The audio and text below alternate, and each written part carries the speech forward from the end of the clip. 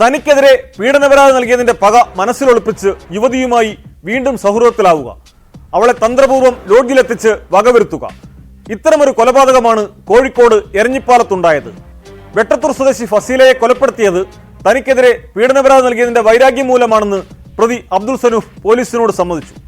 കൊലയ്ക്ക് ശേഷം ഒളിവിൽ പോയിരുന്ന സനൂഫ് ചെന്നൈയിൽ നിന്നാണ് പിടിയിലായത്.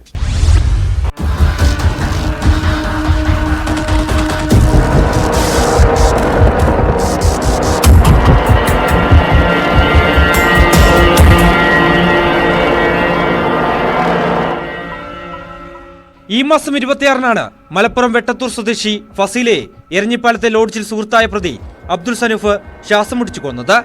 സംഭവത്തെ തുടർന്ന് ഒളിവിൽ പോയ പ്രതി കഴിഞ്ഞ ദിവസം ചെന്നൈ ആവടിയിൽ നിന്നാണ് പിടിയിലാകുന്നത്.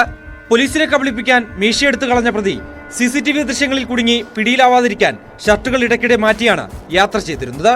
പാലക്കാട് കാർ ഉപേക്ഷിച്ച ശേഷം ട്രെയിനിൽ ബംഗളൂരുവിലെത്തിയ സനൂഫ് പോലീസ് പിന്തുടരുന്നുണ്ടെന്ന് മനസ്സിലാക്കി ചെന്നൈയിലേക്ക് കടക്കുകയായിരുന്നു. നേരത്തെ ഉപയോഗിച്ചിരുന്ന മൊബൈൽ ഫോൺ സ്വിച്ച് ഓഫ് ആക്കിയിരുന്നു. കർണാടകയിൽ നിന്നെടുത്ത സിം കാർഡാണ് പിന്നീട് ഉപയോഗിച്ചത്. അതിൽ നിന്ന് ഇയാൾക്ക് ബന്ധമുള്ള ഒരാളെ വിളിച്ചതോടെ സൈബർ സെല്ല് വിവരം പോലീസിന് കൈമാറുകയായിരുന്നു. മുമ്പ് തനിക്കെതിരെ പീഡന പരാതി നൽകിയതിന്റെ വൈരാഗ്യം മൂലമാണ് കൊലപാതകമെന്ന് സനൂഫ് പോലീസിനോട് പറഞ്ഞു. ഇതിനകത്ത് ഇപ്പോൾ പ്രതിയായിട്ട് നമ്മൾ അറസ്റ്റ് ചെയ്തിട്ടുള്ള ആവശ്യത്തിനായിട്ട് ഈ സ്ത്രീ നേരത്തെ ഒറ്റപ്പാലം പോലീസ് സ്റ്റേഷനിൽ ഒരു റേപ്പ് പ്ലസ് IT ആക്ടായിട്ട് കേസ് വെച്ചു. അവർ 83 ദിവസം പോലീസ് അറസ്റ്റ് ചെയ്യാനുള്ള റിമാൻഡ് ചെയ്തു.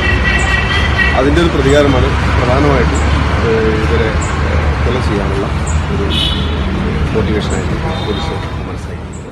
ഫസീല നൽകിയ പീഡന പരാതി സംസാരിച്ച് ഒത്തുതീർപ്പാക്കാനെന്ന് പറഞ്ഞാണ് ഇവരെ കൂട്ടിക്കൊണ്ടുവന്ന് ലോഡ്ജിൽ മുറിയെടുത്തതെന്ന് സനൂഫ് പോലീസിനോട് പറഞ്ഞു.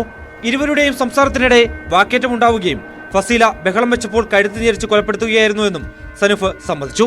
സനൂഫ് മുമ്പ് ബസ് ഡ്രൈവറായി ജോലി ചെയ്തിരുന്നു. അപ്പോഴാണ് യുവതിയുമായി പരിചയത്തിലാകുന്നത്. നേരത്തെ 2 തവണ വിവാഹമോചിതയായിട്ടുള്ള ഫസീല വീട്ടിൽ ജോലി ആവശ്യത്തിനെന്ന് പറഞ്ഞാണ് കോഴിക്കോട്ടേക്ക് എത്തിയത്.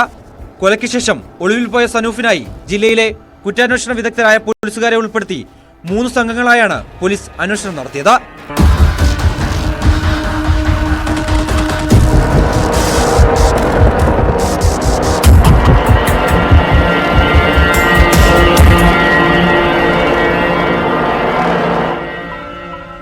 ന്യൂസ് 18 കോഴിക്കോട്.